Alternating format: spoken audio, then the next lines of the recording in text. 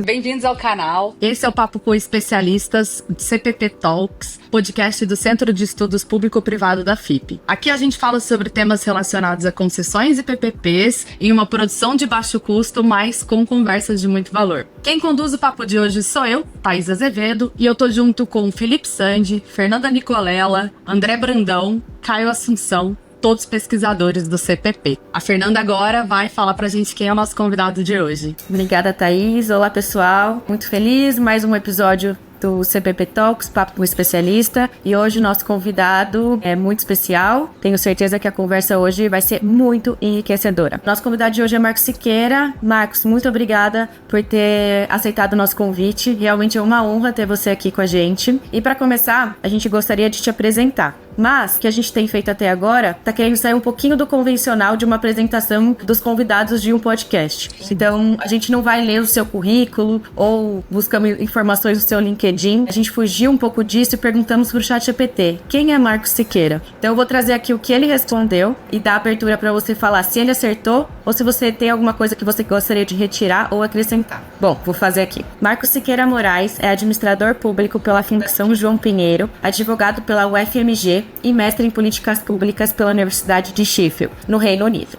Atuou por mais de uma década no governo de Minas Gerais, onde liderou a unidade de PPPs e participou da estruturação de projetos que somam mais de 3 bilhões de dólares em investimentos. Atualmente é especialista sênior em parcerias público-privadas no BID e professor em instituições como a Fundação Dom Cabral, com ampla experiência em projetos e capacitação na América Latina e outros países do mundo. Apesar do currículo técnico e da relevância de seu cargo, Marcos leva a vida com leveza e bom humor. Seu primeiro emprego foi como inspetor de direitos humanos em presídios, uma experiência que moldou sua visão sobre o setor público. Costuma brincar que sua família acredita que ele passa o dia jogando Angry Birds, quando na verdade está dedicado a encontrar soluções inteligentes para tornar os serviços públicos mais eficientes e sustentáveis. Em meio a missões internacionais e salas de aula, ele segue com o mesmo entusiasmo para criar pontes entre boas ideias e políticas públicas concretas. E aí, ele acertou? Acertou? Caramba, divertido o exercício. Obrigado, Fernanda, Thaís, todo prazer estar aqui. Mas acho que acertou. Eu tive uma trajetória muito... tentou combinar uma dimensão acadêmica com uma dimensão profissional. Que é o que me trouxe até aqui. Eu acho que ele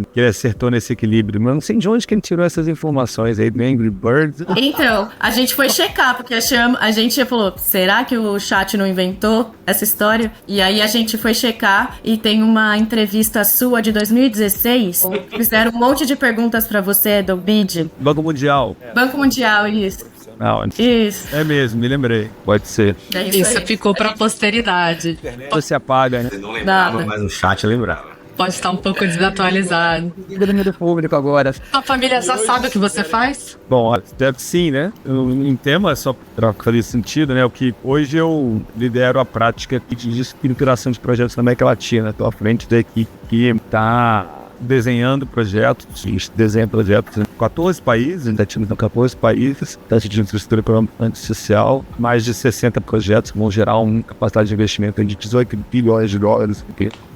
Faz do BID hoje, depois de instituições brasileiras como o Banco Mundial e a Caixa, uma maior instituição multilateral do mundo, em instituições maior que BTC, Fundo Asiático, um trabalho que vem crescendo muito, que a gente acha que vai ter impacto muito grande no modelo que PPPs, o papel que PPPs tem para investimento. Com certeza. Antes da gente começar nosso papo, eu vou explicar para você, Marcos, como funciona o nosso podcast. Ele está dividido basicamente em 3 blocos. Agora a gente vai dar início ao que a gente chama de bloco do papo técnico, onde a gente vai trazer questões relacionadas à sua experiência profissional e também trazer assuntos relevantes para nossa área, né, de concessões e PPPs. Todo episódio tem um tema específico. E hoje a gente gostaria de tratar com você o tema de como criar valor público em projetos e trazer questões sobre evidências e canais de captura da eficiência desses projetos. O segundo bloco chama bloco do papo não tão técnico assim. Então aqui a gente vai sair um pouco dessa esfera profissional e trazer um pouco mais as suas experiências pessoais, né? Então a gente quer saber um pouquinho também o que te trouxe até aqui, que vai além do mundo profissional. Então a gente quer saber um pouco da sua carreira, como tem sido seu dia a dia, as pessoas que você trabalha, enfim, a gente vai trazer uma série de perguntas nesse sentido. E o nosso último bloco chama O que a nossa audiência quer saber. O Marcos participou esse ano na nossa edição, na 6ª edição do curso de modelagem econômico-financeira. Ele esteve presente na nossa primeira aula, né? Ele deu uma palestra muito interessante para os alunos. E então são justamente esses alunos, Marcos, do nosso curso, que elaboraram algumas questões para trazer para você. Então a gente vai ler aqui, a gente seleciona alguma delas e a ideia é a gente ler aqui para você para responder todo mundo junto. Basicamente isso. Então passo a palavra agora para o Felipe Sandi, dando início ao nosso bloco B.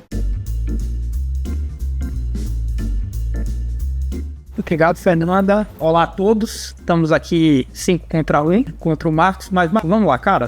Primeiro, você é humildade em pessoa. Porque eu acho que não é nenhuma mentira se eu disser que você está no top 3 brasileiros que mais entendem de PPPs e concessões da história. Isso é um fato. Eu posso dizer isso porque você transita em todas as áreas. Eu já tive debates profundos com você, tratando de questões de desequilíbrio, indenização, discussões tributárias e também de estruturação de projetos. Então, assim, você é um cara que domina todo o ciclo de vida da relação público-privado. Então, é um prazer imenso estar aqui. Eu espero que os alunos aproveitem porque é um momento singular. Além disso, né, além de toda a capacidade técnica, toda a sua experiência de estar estruturando projetos não só no Brasil, mas toda a América Latina, todos os lugares da América Latina, o que também traz uma visão um pouco diferenciada, né? Muitas vezes a gente se confunde o que é a nossa realidade, o nosso contexto, sobre o que é a ferramenta, a capacidade dela é desenvolver políticas públicas. Então, feito esse contexto, o que é que eu queria tentar aprofundar um pouco com você? A gente compartilha, quando eu digo CPP, e eu sei que a sua pessoa compartilha também, a ideia de que PPPs e concessões deveriam ser vistos como um instrumento de qualificação do gasto público. A gente até debateu um pouco isso na primeira aula. Parece só fazer sentido trazer um parceiro privado para prestar serviços públicos em nível de infraestrutura, se trazer esse parceiro privado faz com que a gente tenha serviços melhores e mais baratos.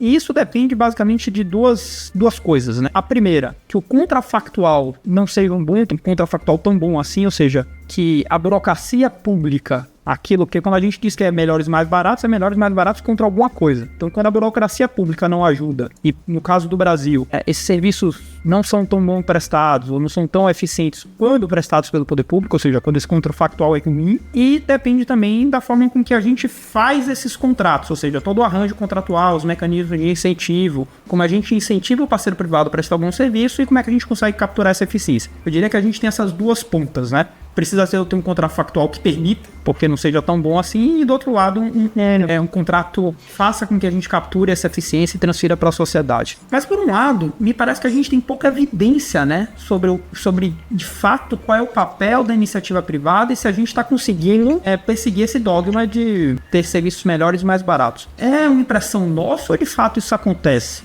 Qual é a sua visão sobre isso? A gente tem pouca evidência, pensando no Brasil, América Latina, sobre esse desejo de conseguir ter os serviços melhores e mais baratos através de contratos de PPPs e concessões? Ô Felipe, obrigado. Olá a todos. Além do dever protocolar, é realmente um prazer poder estar aqui discutindo. Mas eu preciso dizer, eu acho que eu tenho que começar com pegar meu currículo e colocar um preâmbulo da sua fala no começo dele aí para poder qualificar ele melhor depois dessa sua introdução. Mas logo se vê que você é meu amigo, né? Que eu sou mais que... Eu sou mais que seu amigo, Marcos. Uma descrição pessoal. Posso começar a refletir isso como uma história? Aconteceu comigo semana passada. Eu estava numa reunião com o secretário de planejamento de uma capital de um país da América do Sul, que eu vou mencionar o nome, mas esse país tem um regime similar às MIPs no Brasil, né? Um processo de iniciativas privadas. Empresas do setor privado podem apresentar propostas para fazer determinados projetos. Esse era um projeto de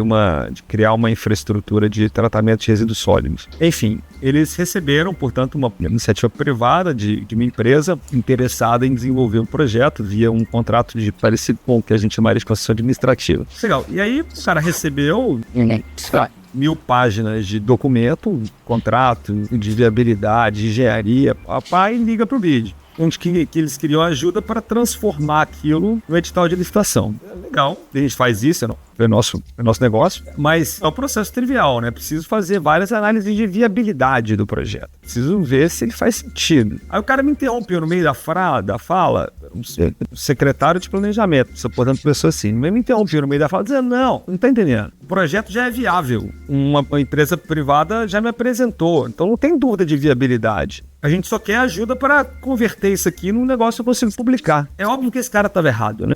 ele tá errado, mas mais importante para essa conversa aqui é que esse erro é um erro em 2025, né? Que nos persegue essa linha de negócio de PPPs e concessões há muito tempo e que ainda é muito presente hoje, como essa chamada de um secretário municipal revela. E qual que é o erro, na minha opinião? É desconsiderar que projetos de participação privada em infraestrutura, né, PPPs, concessões, investimento privado associado à gestão dos ativos, para fazer sentido, eles têm que atender um conjunto de interesses que é maior do que só o investidor.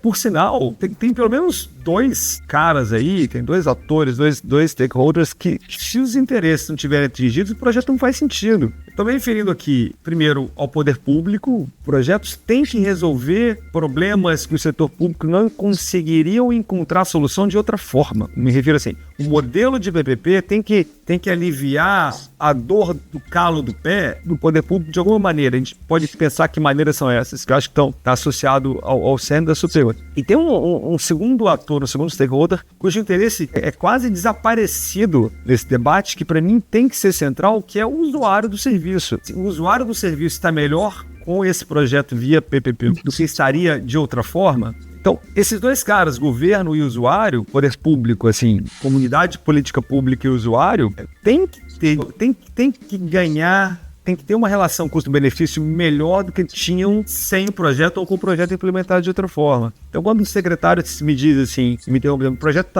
é viável porque tem interesse? Não, claro que não. O projeto só é viável se o modelo de participação privada criar as condições, e de novo, a gente pode explorar as condições, se o projeto criar as condições necessárias para que se gere tanto valor, para que se alcance níveis de eficiência e que essa eficiência possa ser distribuída de forma equilibrada aos usuários, aos investidores, é verdade, mas também aos usuários e ao poder público. E só se for um jogo ganha-ganha, né? Só se for um jogo de soma positiva, se no final todo mundo tiver melhor do que estava antes, é que a resposta do secretário faz sentido. É afirmativo, o projeto é viável. E aí você tem razão na narrativa de que, mesmo em países tão maduros quanto o Brasil, que é um dos países é o país mais ativo em PPPs e concessões do mundo, que tem as burocracias mais qualificadas, mesmo em ambientes assim, é muito difícil que os processos de estruturação e de avaliação de projeto incorporem medidas efetivas de geração de valor para governos e para usuários durante os processos de decisão. E a verdade é que se você não mede, você não consegue implementar, né? Então não tem jeito. É impossível você criar instrumentos contratuais que levem à geração de valor. Estou falando isso, pode parecer uma coisa muito etérea, né? Mas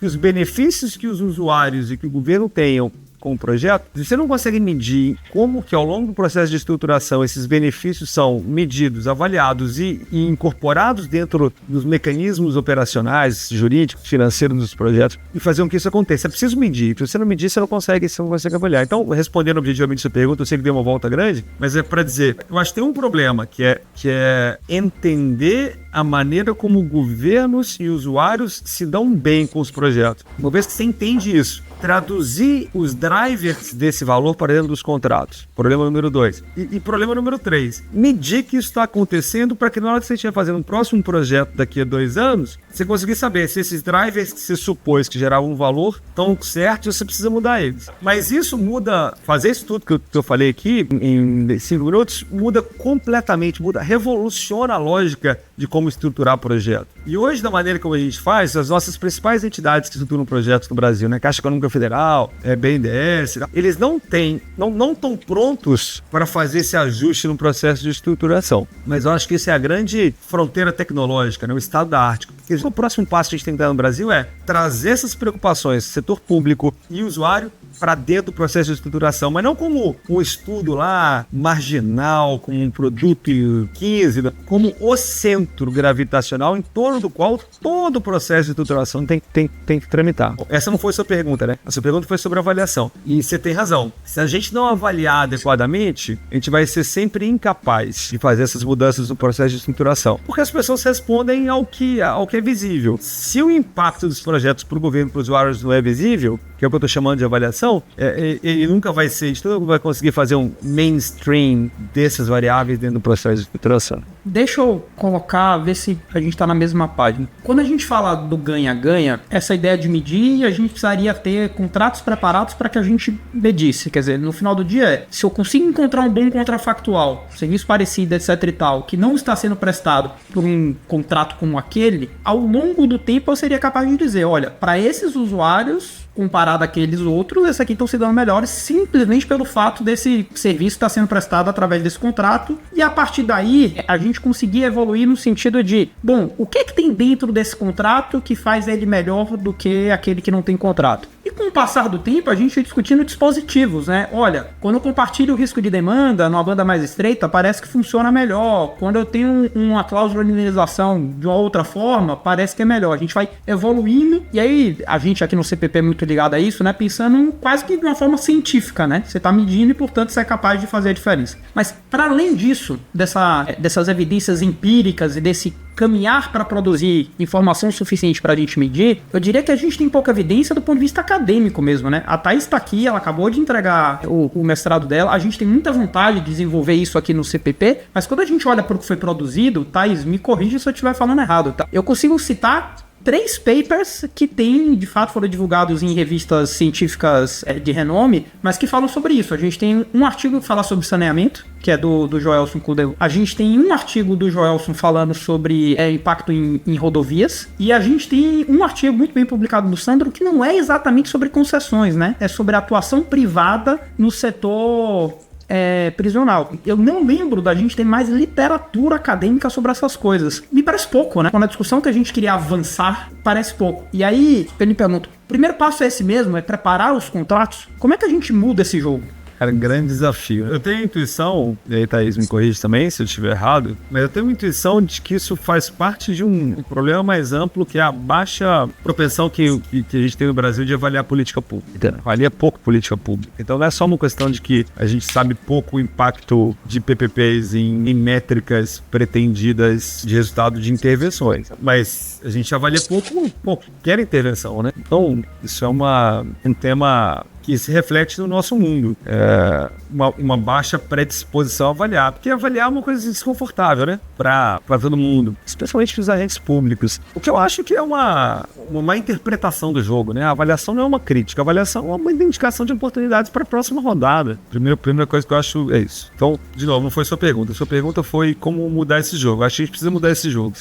Se a nossa intenção for que o modelo de preços e concessões continue, porque foi no passado, né? Mas continue no Brasil sendo um pilar fundamental para resolver o problema de carência de infraestrutura, a gente precisa fazer essa avaliação. Porque entenda, quando o modelo de concessões começou, você tinha um problema bastante claro para ser resolvido, né? Assim, o Brasil estava passando por um processo de ajuste fiscal enorme e o objetivo dos programas era realizar investimentos que não seriam possíveis ser realizados de outra forma. Esse é um problema fácil de avaliar e medir, que é quantos reais estão sendo gastos para tampar buraco em rodovia. E, de fato, foram feitos contratos que geraram reais investidos para tampar buraco em rodovia. Mas esse não é o mesmo problema, né? O Brasil está em outro momento que estava na década de 90. A hiperinflação não existe mais, a gente tem condições, a gente tem uma sofisticação do ponto de vista fiscal orçamentário que não tinha nos anos 90. Hoje a alternativa de financiamento público existe ao modelo de concessão e PPPs, portanto, a pergunta não é mais se o modelo de PPPs e concessões consegue tapar o buraco da rodovia. A pergunta é, essa é a melhor maneira de tapar o buraco na rodovia? Quais são as alternativas de tapar o buraco na rodovia? Mas além de tapar o buraco na rodovia, o que você pretende? Você pretende reduzir o nível de acidentes? Ou o tema é diminuir o impacto ambiental dos projetos? Ou então fazer projetos que alagam menos, mais resilientes?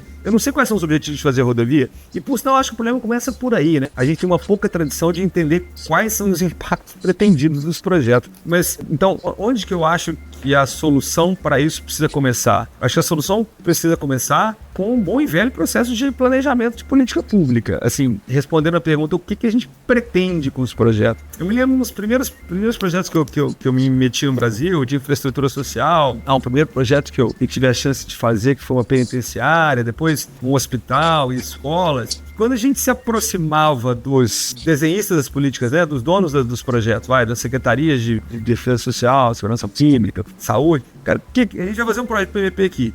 que a gente quer com ele? Não é construir penitenciário, não. O que a gente quer que problema que a gente quer que a gente resolva? A gente quer que presos fujam menos? A gente quer que mais presos estudem? A gente quer que haja uma ressocialização maior? O que quer que seja? Isso não é óbvio na mente da turma que desenha política pública, né? Então, aí vamos dizer assim, aquela história lá da Alice, né? Você não sabe que estrada você quer pegar, para que lado você quer ir, porque a estrada tá valendo. Se a gente não souber os objetivos das políticas públicas pretendem alcançar, é muito difícil criar as condições para os contratos alcançarem esses objetivos, por óbvio. E mais difícil ainda, desenvolver uma prática de avaliação se esses resultados estão sendo alcançados. Portanto, eu acho que a gente precisa começar com um processo de planejamento de política pública. É dizer, bons projetos de PPP para o futuro não vão ser os mesmos bons projetos no passado. Eu acho que bons projetos de PPP e concessão no futuro serão aqueles que partem de contextos nos quais os objetivos são claramente determinados. Uma vez que esses objetivos sejam claramente determinados, a gente vai ter o segundo desafio, que é como traduzir esses objetivos de forma adequada para dentro dos contratos,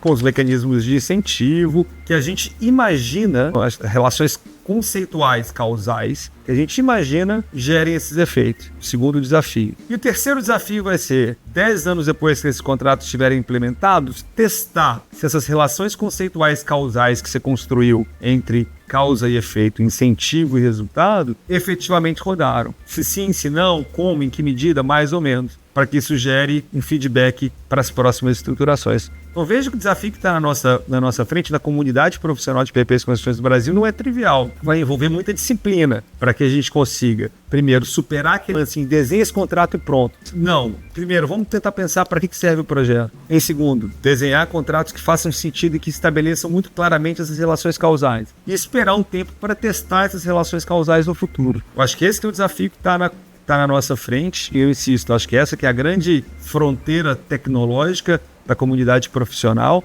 E para ser justo, algumas coisas já estão acontecendo. O CPP é um exemplo disso, assim, em um time tão qualificado, focado nessa energia, assim. Você mencionou meu currículo aqui, Felipe, a sua atuação no setor, muito mais estratégica, relevante e impactante que a minha. Ter alguém como vocês que está aqui bolando e pensando esse tipo de efeito é fundamental. O PPI, recentemente, com o apoio do BID, a gente celebrou um contrato, convênio de cooperação técnica, para tentar focar no estratégico, né? Que vai pensar tanto em 2 setores, mas para começar, iluminação pública e saúde. Pegar a experiência brasileira que já foi acumulada, fazer o processo inverso, né? A lógica do garbage can. Você olha depois e vê que faz sentido. Mas ainda assim, olhar para trás e falar assim, vamos tentar estabelecer objetivos pretendidos com projetos de iluminação pública e saúde? Vamos colocar isso, legal. Como que os contratos trataram as relações entre causa e efeito para esses objetivos? Contratos assinados já, 3 ou 4 contratos assinados no Brasil de saúde e mais 50 de iluminação pública. Legal. E agora vamos ver se os projetos já estão tendo impacto, porque já estão assinados há mais de 5, 6 anos. E com isso gerar o feedback. E eu espero que isso desenvolva uma prática para a gente começar a fazer isso antes de estruturar os projetos, não depois. Só complementar também, acho que tem alguns pontos aqui que vou falar sobre isso, que é 2 desafios, na verdade. O primeiro desafio é como que a gente coloca isso na cabeça do planejador. Como é que a gente fala, olha, que é basicamente o caso que o Marcos trouxe no início, né? Sobre o secretário com quem ele estava falando, que é... Não, veja bem, vamos dar um passo atrás? Primeiro a gente precisa entender o que a gente quer com esse projeto. Como é que a gente fala com essas pessoas sobre essa relevância? Que uma vez que a gente trata sobre esse ponto, a gente precisa falar, olha, você que está planejando, primeiro você precisa demonstrar se isso é bom ou se é ruim. E talvez isso ele não queira nem correr o risco de falar, esse projeto aqui que eu fiz, ele não é tão bom. Por que eu fui medir esse negócio que está me dizendo que eu implementei uma política ruim? Talvez esse seja um receio que a gente precisa trabalhar. E eu acho que o segundo problema é, a gente vê, e aí falando um pouco de literatura que vocês citaram, a gente vê muito estudo usando dados do Banco Mundial e usando os dados da China. Então a gente vê que Banco Mundial e China têm trabalhado e usado muito dados para produzir estudos, principalmente China, assim, o que eu encontrei de estudo da China foi muita coisa. Por que eles têm esse controle? O que a gente precisa fazer para começar a ter dados? A gente não tem. Então, isso esse problema que o Felipe falou sobre, lembro 3 estudos, a gente não tem dados, então a gente trabalha pontualmente em questões muito nichadas, né, em setores, para descobrir se aquilo é bom, se aquilo foi ruim, e ainda é pouco. Então, eu acho que eu queria pegar esse gancho também, e depois o Felipe me complementa, sobre quando que a gente vai ter dado e quando que a gente vai falar sobre a relevância disso para fins de organização, de planejamento e de análise de políticas públicas. É um ponto que a gente precisa melhorar, eu acho. Super importante. E eu acho que no nosso mundo de PPPs e concessões isso é mais fácil de fazer do que em planejamento de política pública em geral, né? Porque é relativamente fácil você colocar uma cláusula no edital, no contrato de concessão, PP de escolas. Você precisa fazer um frame do que você quer avaliar, né? Disponibilidade de sala de aula, tempo de correção de problema de manutenção, ou mesmo qualidade do ensino. Mas depois você faz esse frame, é muito fácil você colocar numa cláusula e falar, setor privado, mantém um log disso aqui pra mim e publica no site. Estou falando de avaliação ainda, né? Estou falando de série de dados. Que hoje a gente não tem. Se você quiser fazer uma avaliação, hoje você não tem. Mas é muito fácil introduzir isso nos contratos de concessão de escola. Enfim, isso aqui, daqui a 10 anos, quando alguém quiser fazer uma avaliação, pelo menos tem condição de ter acesso a essa informação. Então isso é relativamente fácil. Por sinal, em uma outra iniciativa, não é essa do PPI, a gente está fazendo justamente isso, e tentando bolar as regras para contratos no Brasil, na América Latina como um todo, faz sentido introduzir nos contratos de PPP para que a informação exista. O que a gente vai fazer com ela no futuro? Bom, é uma outra questão, mas para que a informação exista. Então, você tem toda a razão, eu acho que a gente tem essa... É só introduzir isso nos contratos. Eu não acho que os governos vão se opor, e está relativamente fácil. E daqui a 3 meses a gente vai ter um modelo dessas cláusulas, pelo menos para 4 setores para a América Latina. Legal. Agora, isso vai impor uma pergunta, né? Daqui a 5 anos, 10 anos. Com essa informação, vamos fazer uma avaliação? E aí tem muito a ver com, no caso brasileiro, com um componente cultural, né? Fazer avaliação vai significar convencer os agentes públicos de que não estou te avaliando, você, pessoa, né? Eu estou identificando oportunidades nos projetos para que eles possam ser melhores da próxima vez. Eu estou te dando uma ferramenta para que você possa fazer seu trabalho melhor. Mas é difícil. Eu me lembro... quando eu estava no governo de Minas ainda, a gente tinha um sistema de indicadores de desempenho de uma rodovia via PPP, né? Quando a gente... Uma discussão importante de transparência, vamos pegar os relatórios do verificador independente e colocar online. Existe.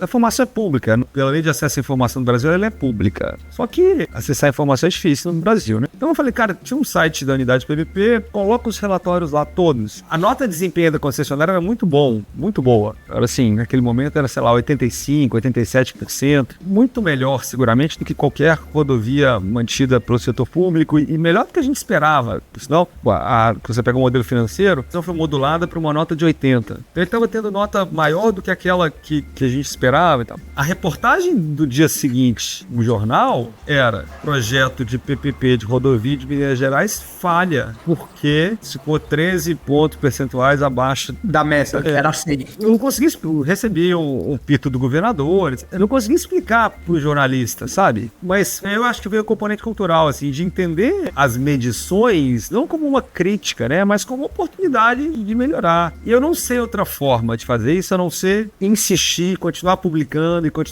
e tomar porrada, continuar publicando. Sim. E fazer avaliação e tomar porrada, para que depois de algumas rodadas a gente consiga fazer isso melhor. Imagina se uma coisa assim fosse feita no setor aeronáutico, por exemplo. Se toda vez que o avião caísse, ninguém quisesse descobrir por que caiu, porque se caísse, sem descobrir por que caiu, e botar... apontar um cara que fabricou um tubo de pitot. Exato. A gente tem que ver por que o tubo de pitot falhou. Porque senão o próximo avião vai cair. Eu acho que esse é um elemento cultural. Eu não sei como resolver esse problema. Mas o que eu sei é que se a gente não continuar não organizando a informação, esse problema nunca vai ser resolvido. Ok, Marcos, deixa eu aproveitar para falar, e aí, Thais, assim, que aqui a gente termina falando sobre coisas que a gente vivenciou sem necessariamente revelar com quem foi. A gente tem sido procurado, e aí me parece que já é um movimento nível Brasil preocupado com esse tipo de coisa. Não é, o CPP eu acho que é um reflexo disso.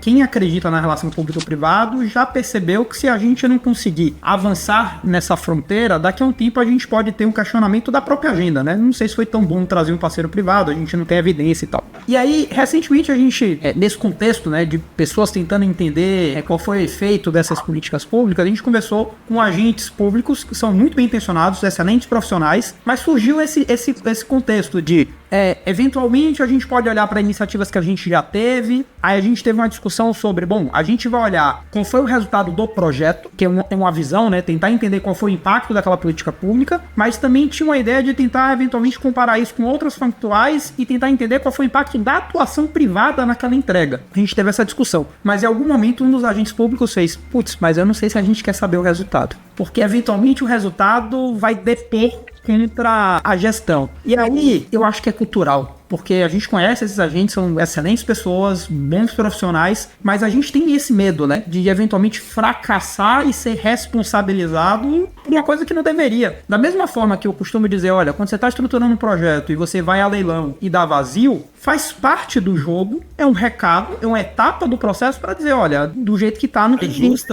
Me parece melhor que seja assim, que seja um recado justo, do que eventualmente você sair com um projeto do jeito que não deveria, simplesmente para não correr o risco do fracasso. E aí, por que eu tô fazendo esse contexto? Me parece que talvez uma forma da gente conseguir introduzir esse tema é exatamente o que eu acho que vocês já estão fazendo, que é olhar para trás. Não é o ideal, mas talvez um investigar para trás daquilo que a gente consiga já seja um primeiro passo para introduzir na agenda a ideia de que, olha, a gente precisa saber o que está acontecendo, a gente precisa saber o que aconteceu. E me parece que o setor de iluminação pública é uma boa escolha, tá? Porque a gente tem muito projeto, eu acho que já tem muita informação, eu acho que é um bom ponto de partida. Vocês já tem data de quando é que essas coisas vão ser publicadas? Como é que tá isso? A gente tem uma meta de entregar o resultado em novembro. 3 coisas. Um mapeamento de que resultado se pretendia alcançar. Quer dizer, parecer louco, né? Como não se sabia os resultados pretendidos. Então, sei lá, redução de violência contra a mulher, aumento da quantidade de pessoas que usam o espaço,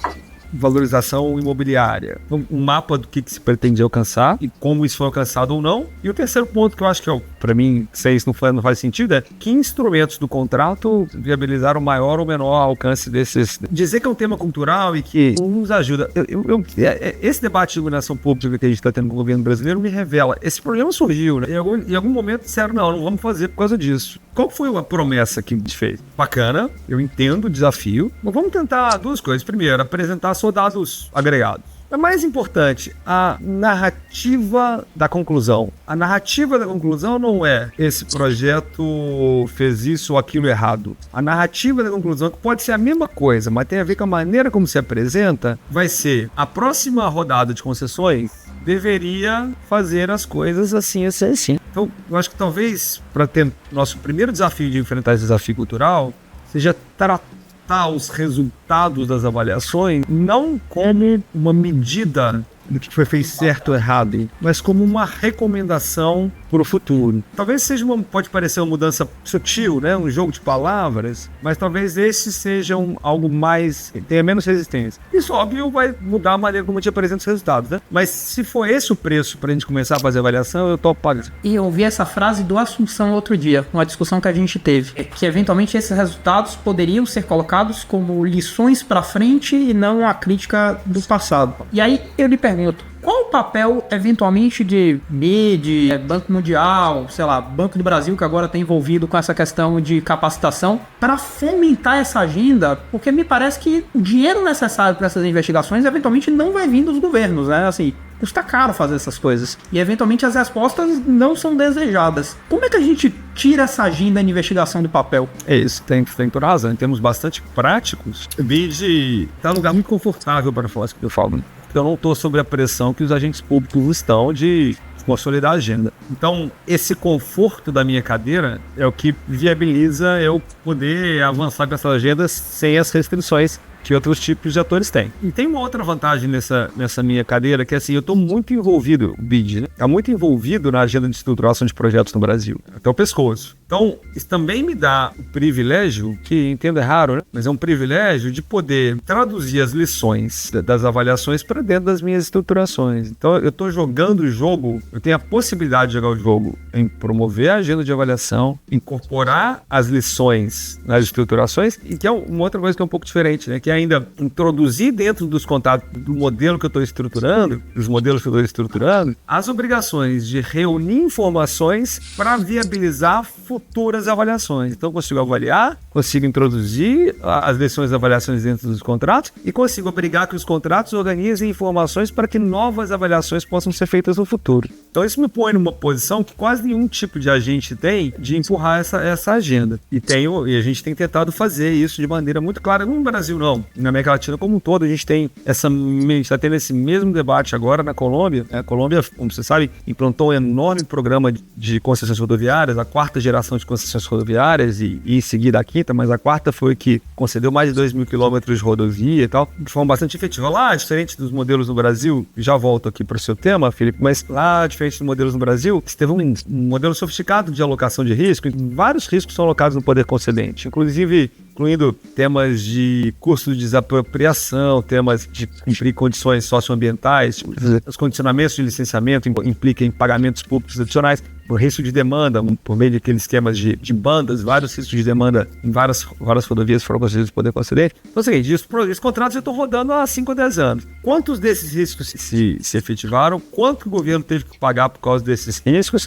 Que efeito que isso teve na viabilidade dos projetos e nos resultados pretendidos? Até hoje essa avaliação não foi feita. Então a gente está com o governo da Colômbia agora fazendo essa avaliação com feedback para os novos projetos. E lá o mesmo desafio foi enfrentado. Mas vão me criticar, a Agência Nacional de Infraestrutura, né, que é o órgão público que estrutura os contratos. Vão me criticar porque os contratos foram feitos errados. E a resposta foi, não, o que a gente vai fazer aqui é compreender como esses riscos se rodaram na prática para te permitir dimensionar melhor os riscos da próxima geração. E está acontecendo também, até o final do ano a gente vai fazer essa conclusão. Me chamando a atenção para um ponto interessante, talvez fizesse sentido aqui, porque a gente está fazendo a mesma coisa no Chile. A gente armar até o final do ano, no começo do ano que vem, quem sabe um fórum de avaliação de contrato de PPP e concessão, coloca todo mundo na mesa, no evento virtual e tenta comparar essas conclusões. Essa é uma boa ideia. Marcos, na nossa aula, né, na sua palestra que você deu no curso, você comentou bastante sobre o infrascópio, né, que é um instrumento que vocês desenvolveram que veio justamente para solucionar todos esses pontos que você tratou até agora na sua fala. Conta um pouquinho pra gente sobre o infrascópio. Eu acho que a audiência do CPP Talks gostaria muito de ouvir sobre isso. E também, ao longo da sua palestra naquele dia, ficaram algumas dúvidas que ao longo da sua resposta eu vou tirando aqui. Legal. O infrascópio é em si mesmo uma medida, é um mecanismo de avaliação, mas não de projetos, né? De ambientes institucionais, ambientes regulatórios, como que os ambientes viabilizam mais ou melhores projetos. Sinal, de uma maneira transversal, a pergunta que o infrascópio tenta responder é como que os países criam as condições para que os projetos gerem esse valor, Felipe, que você mencionava logo na primeira pergunta, né? Que medida os ambientes institucionais, os marcos regulatórios, criam um modelo regulatório institucional que viabiliza que os projetos gerem valor. Mas fazer isso é mais fácil. É uma pergunta diferente, né? De como que cada projeto alcança os objetivos pretendidos. Isso é muito mais difícil de fazer e a gente está discutindo aqui há um tempão sobre isso. Mas em 2024, 23-24, o infrascópio teve uma alteração porque a gente incluiu uma dimensão inteira, que é uma pontuação, né, que é dada aos países, que mede como os países fazem a avaliação de impacto dos projetos. E como essa avaliação é incorporada como um mecanismo de feedback para novas estruturações. Então, o infrascópio dá uma nota para cada país em várias dimensões, estruturação, alocação de riscos, temas ambientais, e dá uma nota para como cada país avalia os projetos e incorpora essa avaliação e estruturação. É a nota mais baixa de todos os países. Assim, a América Latina não faz isso. A América Latina não faz avaliação. Então, toda essa nossa discussão de capacidade de geração de valor e de avaliação se esse valor foi alcançado, e feedbacks para que alcance mais valor nos próximos projetos, é um espaço para avanço. E, de fato, é isso que a gente está tentando fazer no Brasil. Enfim, o CPP parte muito desse diagnóstico desse estudo. Então, o objetivo pretendido pelo infrascópio é que os países possam olhar em volta, ver o que está acontecendo interessante também em regulatório institucional e replicar nos seus próprios países, inclusive em termos de avaliação de impacto dos projetos. Marco, durante toda a sua fala ficou vindo na minha cabeça, qual que é o país que vocês aí do BID enxergam como benchmark, que tem mais evoluído nesses quesitos que a gente tem tratado até aqui? Porque, se eu não me engano, na sua fala lá na nossa palestra, em relação a justamente essa última dimensão, né, de avaliação das PPPs e de absorver os feedbacks em projetos futuros, você falou que cerca de 25% só dos países tem trazido resultado nesse aspecto? 25% dos países têm alguma iniciativa nessa direção. Os outros não sabem nem o que é isso. Os 25% que têm fazem isso e fazem pouco. Fazem isso muito menos do que alguns mercados mais maduros, como os australianos e os canadenses. Você tem 4 países muito maduros na América Latina de concessões que estão na lista dos mais modernos do mundo. O Brasil, o Chile, a Colômbia e o Peru. Esses países têm programas de PPPs e concessões muito sólidos e estão pensando o tempo todo como melhorá-los. O Brasil é o maior mercado em termos quantitativos do mundo, não há sombra de dúvidas sobre isso, mas tem várias dificuldades de avançar do ponto de vista institucional, regulatório, que pode falar alguma coisa se quiserem sobre isso, mas um dos temas que o Brasil é muito mal avaliado é o mecanismo de avaliação de impacto de projetos. O país que tem nota melhor nesse tema de avaliação é o Chile. O Chile, de fato, tem um ciclo de projetos, que a conclusão dos projetos obriga o país a fazer relatórios. Esses relatórios formam uma base de dados e essa base de dados precisa ser incorporada na estruturação dos projetos seguintes. Mas é mais fácil fazer isso quando você tem na carteira 20 projetos, né? É muito mais difícil fazer isso quando você tem na carteira 300, como é o Brasil. Então, estou desvalorizando o Chile, não acho que eles fazem um trabalho excepcional, mas eu acho que eles têm uma condição mais simples. Outra coisa que é importante no Chile é que toda a estruturação de projetos é concentrada em só uma entidade, né? Independente do setor, que é o Ministério de Obras Públicas. O Ministério de Obras Públicas tem uma diretoria de estruturação de projetos que é enorme, são 120 funcionários públicos que estão ali, ocupam 4 andares de um prédio no centro de Santiago, que estão ali estruturando qualquer tipo de setor. Então isso facilita muito gerar um feedback, porque do ponto de vista institucional é só uma organização. No caso do Brasil, você imagina, quem faz floresta não conversa com quem faz rodovia, que não sabe o telefone de quem faz linha de transmissão. Então, a institucionalidade brasileira não ajuda muito essa articulação. Até 2016, até 2017, não havia nenhuma coordenação. Com a criação do PPI, você cria as condições para que essa articulação exista, mas ainda assim é muito atomizado o ambiente de estruturação de projetos. Agora a gente vai pro bloco papo não tão técnico assim. E aí a gente tem algumas dúvidas aqui, algumas questões que é quase que meio Marília Gabriela, sabe, Marcos? Eu acho que, tirando a Fernanda, que é mais nova, o resto vai lembrar de como que era a Marília Gabriela, que é meio papum, assim, nas perguntas e respostas. Eu sou uma pessoa bem desequilibrada. E a primeira é um pouco sobre sua carreira, né? Então o ChatGPT falou pra gente que você foi inspetor de direitos humanos em presídios. E hoje você ocupa um cargo alto numa instituição de renome. A gente queria saber se você sempre soube que você queria chegar aí ou como que essa trajetória aconteceu. Conta um pouquinho pra gente. Uma pergunta interessante, acho que tem muito tempo um reflito sobre isso. Eu não sabia pra onde eu queria ir, não. Eu ainda não sei. Quando eu comecei meu primeiro emprego, eu me formei em administração pública na Fundação João Pinheiro, que te dá, logo você se gradua e você já tem cargo efetivo no poder do governo de Minas. Eu havia medo de ser trabalho de curso, tinha sido sobre o sistema prisional, acabei caindo nessa Secretaria de Direitos Humanos e tal. Era um tema que naquele momento fazia sentido para mim, era um tema que me interessava muito. Mas aí eu tive como eu leio por aí é frequente, né? Tive um tropeço, assim. Eu tive uma mudança de governo lá e um chefe, que era um cara que eu odiava muito, que me incomodava demais, sabe? Cara, que eu tive péssima relação. Eu falei, cara, eu preciso mudar disso aqui, né? Eu preciso mudar, porque esse cara não engula esse cara. E pesquisando, eu achei que fazia sentido. Nessa visão, até no momento, acho que a minha visão era assim, virar advogado de direitos humanos. E aí fez sentido pra mim buscar uma universidade que tinha foco em o Sistema Internacional de Direitos Humanos, que é essa Universidade de Sheffield. Tinha 2 grandes áreas de pesquisa muito famosas no mundo. A primeira era a área de Direitos Humanos e a segunda, como eu fui descobrir depois, projeto de infraestrutura e administração pública. Enfim, mas aí eu apliquei para a universidade, ganhei uma bolsa, fui embora para o Reino Unido, uma bolsa próprio governo britânico, e fui. E aí, chegando lá, tive um professor muito, muito bom, de finanças, muito bom. Descobri uma paixão que eu não tinha, que eu não conhecia, por Excel, número, segurança financeira, apesar da minha trajetória ter sido outra coisa. E resolvi migrar minha carreira para isso, né? Finanças aplicadas à gestão pública. Fiz vários cursos, me dediquei a esse mundo e fui por aí. E aí acabei meu mestrado se migrando para esse mundo de finanças aplicadas ao setor público, né? E quando eu voltei para o Brasil, 2 anos depois, tem essas pessoas que se apresentam na vida. Vocês estão percebendo completamente sem planejamento, né? Porque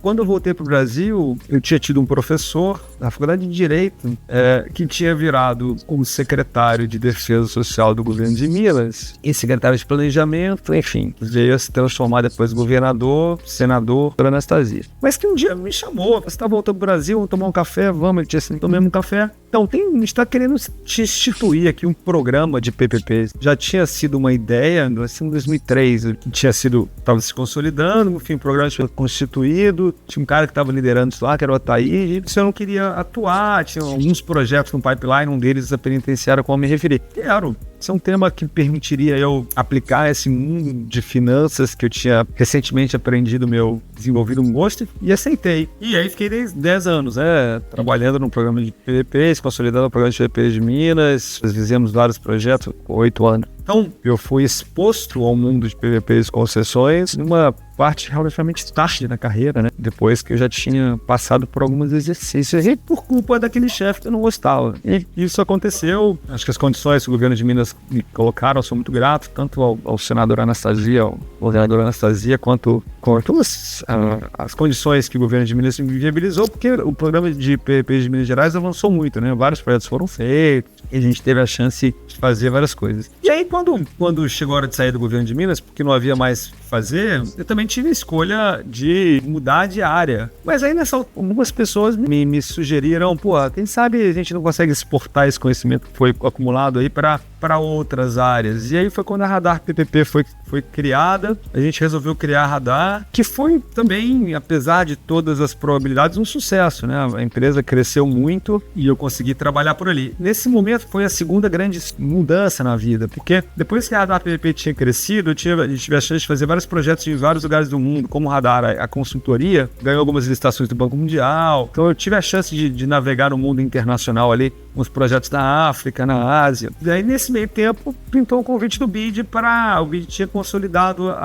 um time de PPPs, criando um time de PPPs, não tinha ninguém lá ainda, e o convite para ir para Washington trabalhar, que significaria mudar a vida inteira, né? Botar a família, a então esposa, a filha de 3 anos, muda para Washington. Topamos mudar num time que não tinha nada, não tinha 3 pessoas em 2018 e que cresceu imensamente nos últimos 8 anos. Se transformou de nada, como eu comentava, ao time que tem mais projetos estruturados a nível internacional no mundo. E eu tive a chance a sorte, o privilégio de poder navegar nesse caminho, aprendendo pra caramba, né? Porque imagina que você atua em projetos em vários países, você tem um nível de conhecimento que é quase inalcançável. Se você lê o edital de um projeto de construção de hospital no Peru, é muito diferente quando você está sentado na mesa tomando decisão de como é que se aloca risco. Então eu tive privilégio enorme, a sorte de poder participar desse processo de expansão do BID e atuar apoiando para isso. Hoje a gente já conseguiu levar o fechamento financeiro de projetos de escola no Uruguai, saúde no Peru,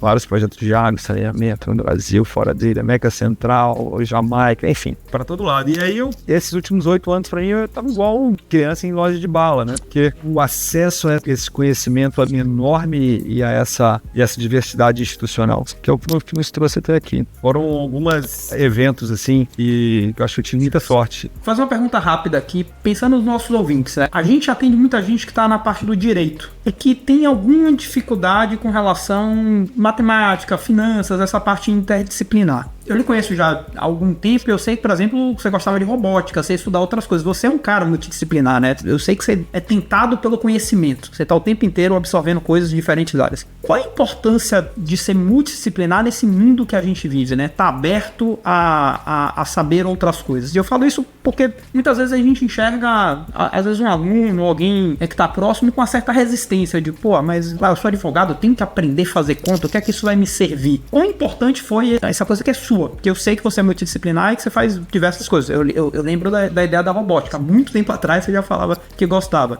Quão importante é isso? Eu acho que a gente tem esse nosso campo de atuação, ele é, por definição, multidisciplinar, né? Assim, talvez mais qualquer outro campo de atuação no mundo das ciências sociais, porque, inevitavelmente, projetos têm componentes técnicos, financeiros, jurídicos, e se você não é capaz de dialogar com as outras áreas de conhecimento, você perde você perde um enorme valor que, de outra forma, poderia agregar para os projetos. E veja, não estou dizendo para um advogado virar especialista em valuation. Bom que queira ser, mas não precisa ser. Mas não dá o cara tá escrevendo a cláusula de terminação, de pacto de terminação antecipada, a encampação, não compreender o conceito de taxa interna de retorno, compreender a essência do conceito de taxa interna de retorno. Senão a cláusula de pagamento de terminamento de terminação antecipada vai ser errada. Então, a resposta que eu daria para esse seu aluno aí é que, cara, abre a cabeça, faz o esforço para você fazer e compreenda as interfaces inevitáveis entre as áreas de conhecimento, que é aí que está a grande capacidade de gerar eficiência dentro da estruturação do projeto. Essa próxima pergunta dialoga exatamente com o que você tem falado até aqui sobre a sua trajetória, né, profissional. E vou usar um termo que você mesmo usou na palestra que você deu pra gente lá em junho. Você se autodefiniu como uma vida nômade. A gente queria saber como que é pra você isso? Quais são os prós e contras? Até que ponto consegue levar essa vida nômade? E se você tá satisfeito com ela? Fernanda, custa caro, né? Assim, tem um encanto, né? Uma coisa meio romântica nessa visão de que está viajando demais. Eu passo todo o tempo em países da América Latina. Agora eu estou em Porto Alegre, deveria estar num evento em Quito, que eu não vou conseguir viajar, mas eu vou para Bogotá agora em agosto, depois tem uma agenda em setembro em Edimburgo, e essa é a minha vida. Eu fico muito entre o Brasil e os Estados Unidos. Mas essa áurea romântica não captura o problema de quem corta a grama da sua casa, né? Ou como que atrasa a conta, porque a conta chega no correio, além dos desafios da mala, né? Se fazer a mala, refazer a mala. Então eu acho que cobra um preço, mas é um preço que eu topei pagar. Como eu dizia, né? Esse é o preço que eu tenho que pagar se eu realmente estou interessado em entender a maneira como o indicador de desempenho para o hospital está sendo feito na Colômbia, ou o detalhe daquele indicador de desempenho com aquele peso e com aquela forma na Colômbia. Você tem que estar do lado do cara que está fazendo esse indicador de desempenho. Então, o preço que eu estou pagar, que esse preço me cobra pessoalmente, tá viajando tanto, ou tá tão ligado a experiências internacionais, vou ser mais genérico que viajar, né? É o preço que eu paguei para poder conhecer o nível de conhecimento que eu gostaria de obter sobre programas de participação privada em infraestrutura pela América Latina e por outros lugares do mundo. Até agora eu tô topando pagar, talvez chegue um ponto que eu não tope mais, mas até agora eu topo pagar, porque isso para mim é o alimento que me faz continuar trabalhando nesse setor, que é conhecer cada vez mais sobre experiências que fazem sentido para gerar valor para usuários, para governo, para investidores, que é o que a gente quer fazer com essas intervenções. Bacana. Tem uma pergunta aqui para fazer, Marcos, para você. Tem muita experiência, muitos setores que você trabalhou, né? Muitos anos de vivência aí na estruturação de projetos em diversos países, etc. Tem muita gente que está ouvindo nesse episódio para aprender algo com você. O que você poderia destacar aqui no último ano que você aprendeu e que foi marcante ou relevante para a sua carreira no período recente? Vou falar um conhecimento hard e um soft. Se quiser, um aprendizado técnico e um aprendizado mais sutil, né? Um aprendizado técnico que para mim tem sido relevante, muito relevante. O impacto do IPSAS 32. IPSAS 32 é o documento que regula a contabilidade aplicada ao setor público no processo global de convergência contábil, National Public Sector Accounting Standards, padrões de contabilidade aplicada ao setor público. O número 32 fala especificamente sobre como governos devem contabilizar programas de concessão. Um projeto que a gente estava fazendo no Chile, de uma desalinizadora, o Chile aplica o IPSAS 32. O Brasil está no processo de convergência para aplicação, mas o Chile já aplica há muito tempo. Então eu tive que aprender o detalhe do mecanismo de contabilização dos contratos para o Chile, na contabilidade no balanço chileno, para entender o impacto da dessalinização. Isso é útil, né? Porque na medida que os países cada vez mais adotem o processo global de convergência, esse aprendizado vai ser cada vez mais útil para, por exemplo, recomendar ao governo brasileiro mecanismos de contabilização, inclusive com a revisão, no caso do Brasil, do MCASP, do Manual de Contabilidade Aplicada ao Setor Público, deve ser revisto em breve, considerando. Essa é uma coisa que eu aprendi que para mim foi super útil. E contabilidade para mim não é um tema natural, eu preciso me esforçar para aprender. Você sabe que a gente cita em uma aula específica quando a gente vai falar do registro, né? Até hoje, quando a gente olha você tem uma publicação, acho que de 2017, você estava discutindo um pouco o velho for money, já pelo BID, que você olha para os índices subnacionais, o registro de passivos e ativos de PPPs e concessões. Soft skill, eu sempre tive dificuldade, desde sempre. A maneira como se contabiliza ativo em concessão com a do IPSAS 32. Foi um tema profundamente técnico, extremamente denso e completamente incompreendido por quem não é do métier, né? Beleza. Mas hoje eu ocupo uma posição que está na fronteira entre o time só pensa PPPs e concessões com níveis mais estratégicos, tanto da minha organização BID quanto dos governos, e não entendem, e talvez não por desenho não devam entender, os detalhes técnicos, como o IPSAS 32 ou para esse efeito qualquer outro tema técnico jurídico. Então, ser capaz de alguma forma traduzir esses dois mundos um para o outro é um tema super difícil. Explicar para um político o que gera valor numa PPP e traduzir as prioridades dele, que tem uma razão para serem, para dentro da lógica dos projetos, é uma habilidade difícil. Então, eu resolvi nos últimos tempos, me dedicar a desenvolver habilidades para representar para de alguma maneira fazer essa conexão. Porque eu construí uma carreira toda com a mão na massa, né? Fazendo Excel, escrevendo contrato, bolando isso que eu fiz minha vida inteira. Mas na medida em que você ocupa posições mais estratégicas, você faz cada vez menos isso e de alguma maneira ser capaz de traduzir esse conhecimento para quem não o acessa é fundamental. Né? Desenhar mecanismos de governança dos projetos que capturem esses caras que tomam a decisão, façam que a sua tomada de decisão seja de alguma maneira instruída por componentes técnicos, depende de que esses componentes técnicos sejam traduzidos para uma outra linguagem. Não dá para você chegar numa reunião, ficar falando do impacto na taxa interna de retorno, de variáveis de indicador de desempenho, que você perde esses caras. E acreditar que isso é verdade é uma enganação. Você não vai conseguir usar essa linguagem, então você precisa traduzir. Então, eu diria, portanto, trabalhar na minha capacidade de reduzir o nível de detalhe da informação, preservando a essência, é um tema que eu tenho trabalhado muito, eu acho que eu tenho quase chegando a um ponto que eu estou sendo capaz de fazer isso. Bom, Marcos, iniciando aí o bloco 3, que é o que nossa audiência quer saber. Eu, com uma audiência próxima aqui de ti, pegando também um pouco da minha experiência com modelagem de presídios, além do que você falou que trabalhou como inspetor de direitos humanos. Durante o governo de Minas, você chegou a participar da estruturação de Ribeirão das Neves? Eu fui o chefe da equipe. Eu queria muito pegar um pouco de sua experiência e perguntar de maneira muito sucinta assim, quais foram ou foi os stakeholders que os mais sensíveis ou disseram que foram cruciais ali para conseguir viabilizar o projeto, porque a gente participou aqui de fato tinha muita gente envolvida, desde agente penitenciário da época, né, até outros órgãos do governo que, enfim, iam ter impacto orçamentário, então foram diversos stakeholders, e além das pessoas que achavam um absurdo gastar essa grana no setor penitenciário. Bom, queria saber, em resumo é isso, quais foram os stakeholders mais sensíveis e que viabilizaram o projeto, na sua opinião? Eu acho que, assim, o projeto tinha um champion muito claro, né, foi o que viabilizou o sucesso. Então, eu acho que haver champions é chave, haver pessoas que têm posições políticas importantes, que acreditam no sucesso do projeto, é chave para esse, foi chave para esse projeto e é chave para quase todos. Por sinal, essa é uma das razões que me leva a reafirmar a importância daquela soft skill, né, de ser capaz de convencer pessoas que não entendem o detalhe do projeto. Isso implica em utilizar linguagens que fazem sentido para criar champions quando eles não existem. Mas nesse caso havia, que era no meio do jogo aí, secretário de planejamento, e já veio a se transformar governador do estado, que era o Anastasia. Ele acreditava no projeto e ele tinha uma linha de contato direta comigo e sempre que precisava tirar uma pedra do caminho, ele tirava. Mas eu acho que stakeholders internos, ter um centro político que topam enfrentar os desafios importantes. Outro tema, outro stakeholder muito importante ali, e que curiosamente foi muito importante para o processo do projeto, foi o Ministério Público. O Ministério Público do Estado de Minas Gerais, ele compreendia a dramaticidade da infraestrutura prisional, da carência de infraestrutura prisional,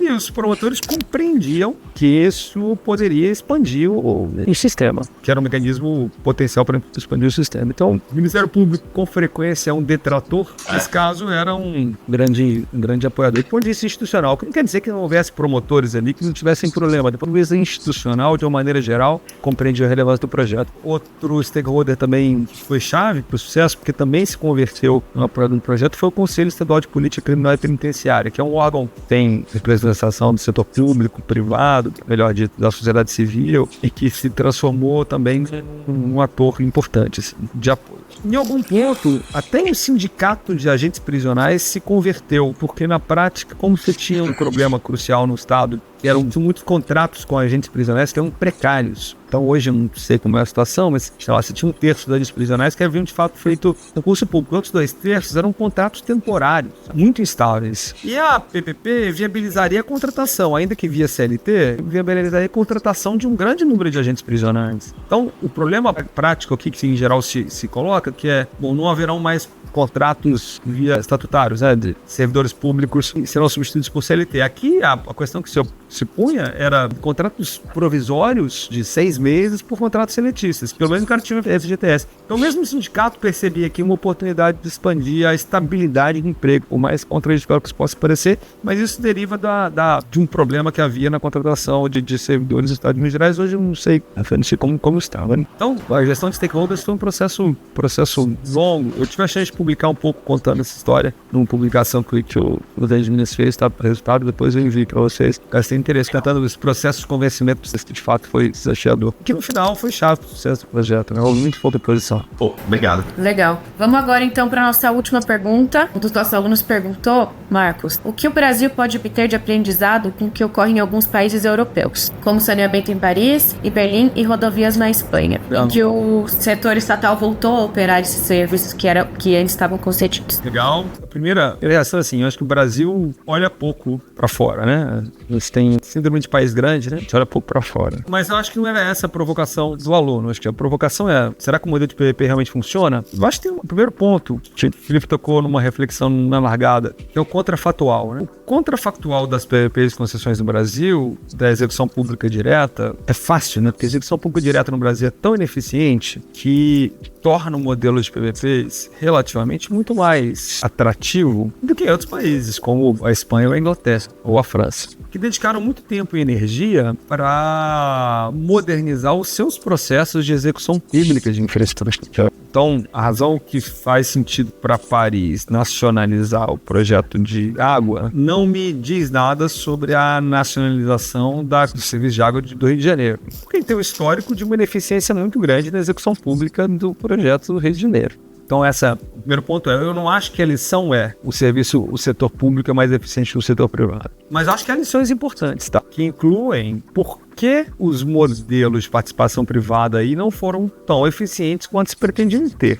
E aí eu acho que todos esses casos, tanto o setor rodovia da Espanha, o setor ferroviário, se quiser, da Inglaterra, não acho que isso nem estava no exemplo, mas o setor de água de Paris tem uma coisa em comum, né? Que os modelos regulatórios, todos esses eram de cost plus. A minha intuição é que os modelos de alocação de risco, fruto do mecanismo de regulação das tarifas, foram pouco eficientes. O Brasil também já teve falhas, né? Nos modelos, vários projetos de PPP e concessão, software mesmo. Mas a lição para mim faz sentido desenhar modelos regulatórios que alinham incentivos por meio de alocação de risco de maneira mais eficiente. A lição para mim não é o setor público é mais eficiente que o setor privado. A lição para mim é vamos desenhar mecanismos de alocação de risco que criem incentivos adequados. Se você gostou, curta, compartilhe e se inscreva. E agradecer novamente, Marcos, por sua participação. Se a gente pudesse, passaria a tarde inteira aqui escutando você falar. Foi realmente muito enriquecedor. Muito obrigada. E espero contar com vocês, talvez, em próximas edições aí do nosso podcast. Sinceramente, Felipe, Fernanda, Thaís, Mário, André, muito obrigado pelo convite. Não insisto, é um enorme privilégio para o dia, por onde é que nos interessa, e à disposição para a gente debater. Obrigada. Obrigado, Marcos. Foi massa, a gente podia ficar muito mais tempo, porque a gente tem muitas questões e adorei a ideia do fórum de avaliação de política pública em PPP. Vamos bolar. Vamos, obrigada mais uma vez, foi muito rica a sua participação. Obrigado. Vai lá. Valeu, pessoal. Obrigado. Obrigado.